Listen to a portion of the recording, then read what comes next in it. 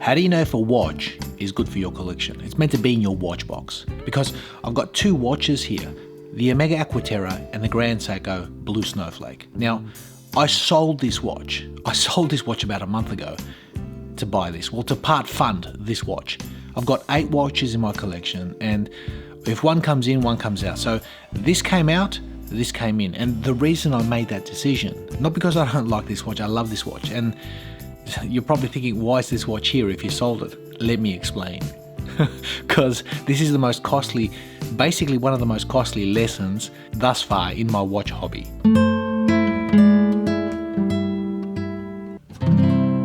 Because I've got 8 watches in my watch box, I set a rule for myself years ago that I'm only going to have 8 maximum, just to be disciplined and not to let things get out of hand.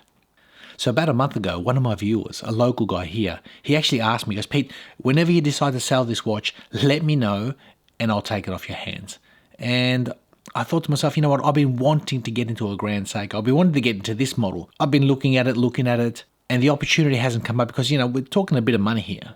So my thoughts were, if I let go of the Omega, the money that comes from this watch, I can part fund this watch. And that's what I did.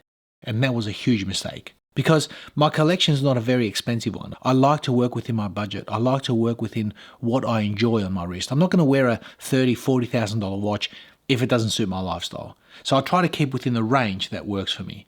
So my thoughts were, let go of the Omega, put the money towards the Grand Seiko, because the changeover won't be that expensive. And at least that way you get to enjoy this new watch. And herein lies the problem, because ever since I bought this watch, every single day I've been bonding with it. It's just a wonderful piece. And when I said, how do you know if a watch is good? It's meant to be in your collection. Well, for me, when I wear this watch and it makes me feel good and I love it and others comment as well, that's a double whammy.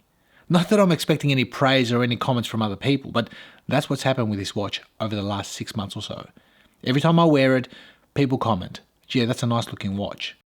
Whether on the bracelet, whether on this, whether on a leather strap, just a generic leather strap, it doesn't matter. At the end of the day, for me, I've loved this watch. So letting go of it was was something more intellectual rather than emotional. I put the emotions aside and got rid of the watch that I really like. And that was a huge mistake. This Grand Seiko is phenomenal. I love it. I bought it because I've wanted to get this dial, and I've also wanted to get into spring drive. I've got to be honest, it has not let me down. Again, this is on a generic leather strap. I don't even know what company this is from. But the moral of the story is this. The minute that I exchanged money with my viewer and this left, I knew I stuffed up. I knew I made a mistake emotionally, because this is a wonderful watch. It's a 38mm. It's phenomenal. For me, it ticks all the right boxes for a sports watch. It's legible, it's clean, it can be matched up with any type of strap. I really can't fault this watch as far as lifestyle choice. So it's been a great little piece. So letting go of it was a huge mistake. So I've had to go and buy this watch again. And I told my viewer, I'll call him Ed. I told Ed, I said, listen, mate, I regret selling you that watch. And he goes, well, it is what it is. And I thought, look, I'm not asking for it back, but enjoy it. And you know what? I had to bite the bullet. This has been a costly lesson for me. Now, I've got both watches. One's a sports watch. One's more of a dressy style watch. I love them both. So at the end of the day, I could have bought this outright and still have had the Omega Aqua Terra in my collection by getting rid of a different piece, and I didn't do that.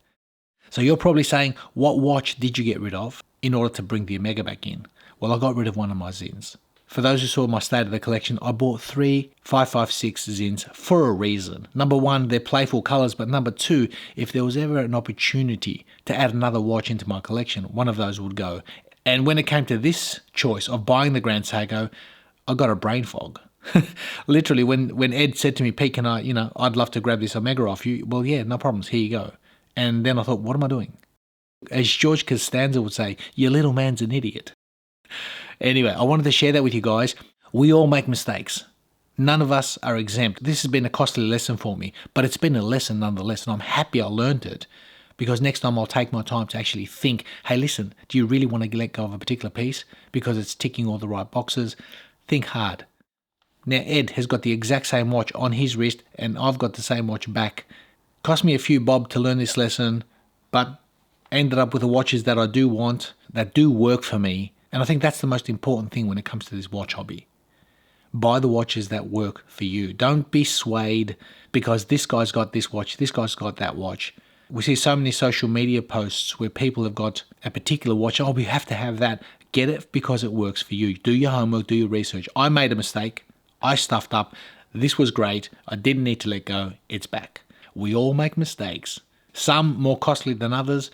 Now, in sharing all this with you guys, I could have bought any single watch that I wanted to replace this. And yet I didn't. I went back to this.